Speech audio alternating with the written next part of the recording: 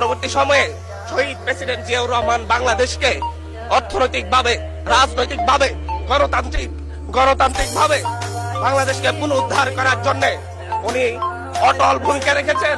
উনি আমার দ্বীপ হাতিয়াতে 3 বার গিয়েছেন। আমি যেদিকে তাকিয়েছি, আমার এই বেড়িবাঁধকে করে দিয়েছে মেজর জিয়াউর রহমান, আমার এই খালকে খনন করে দিয়ে গেছে মেজর জিয়াউর রহমান। তারপরে এরশাদ এসেছে, বেগম জিয়া এসেছেন। বেগম জিয়া আমার হাতিয়াতে 3 থেকে 4 বার গিয়েছেন, কিন্তু তারপর আমার হাতিয়া ওই অঞ্চলের নদী ভাঙ্গন রোধ হয় নাই।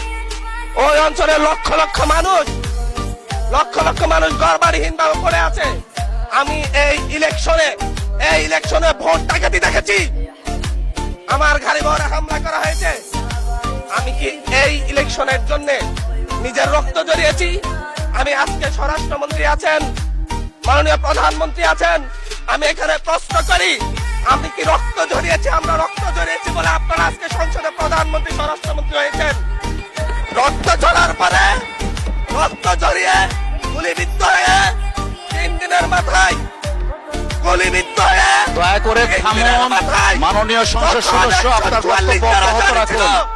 144 ধারার মধ্যে আবার নিজেই গুলিবিদ্ধ পা দিয়ে বের হয়ে গিয়ে সংবাদ সম্মেলন করে বলেছি আমার রাস্তায় হবে। আমরা বলেছি নতুন বাংলাদেশ দিব। আমরা নতুন বাংলাদেশ আবার প্রতারণার রাজনীতি দেখতে চাই না, প্রবঞ্চনার রাজনীতি দেখতে চাই না। যেই গণভোটের পক্ষে আমাদের মাননীয় প্রধানমন্ত্রী প্রচারণা চালিয়েছেন, যে আদেশের পক্ষে মাননীয় সরকার দলীয় সংসদ সদস্যরা প্রচারণা চালিয়েছেন, আজকে এখানে এসে কেন এটা নিয়ে আবার দীর্ঘ আলোচনা হতে হবে?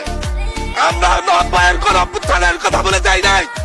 3 জোটের রূপরেখা হয়েছে, বাংলাদেশ গণতান্ত্রিক ভাবে উত্তীর্ণ হবে কথা দেওয়া হয়েছিল, কিন্তু 94 সালের মাগুরার নির্বাচন কারা আয়োজন করেছিল? কারা 94 সালে মাগুরার নির্বাচন আয়োজন করেছিল?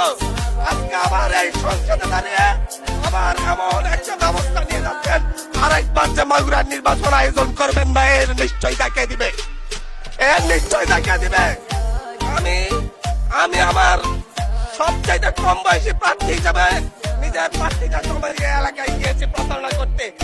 3বার হামলা শিকার হতে হয়েছে। আমি সংসদ সদস্য হিসাবে এলাকায় গিয়েছি, সেই জায়গায় আমার উপর হামলা করা যে সরাসরি ভিডিওতে দেখা গিয়েছে। দেশীয় অস্ত্র নিয়ে আমাকে কুপাতে আসা হয়েছে। তারা কারা?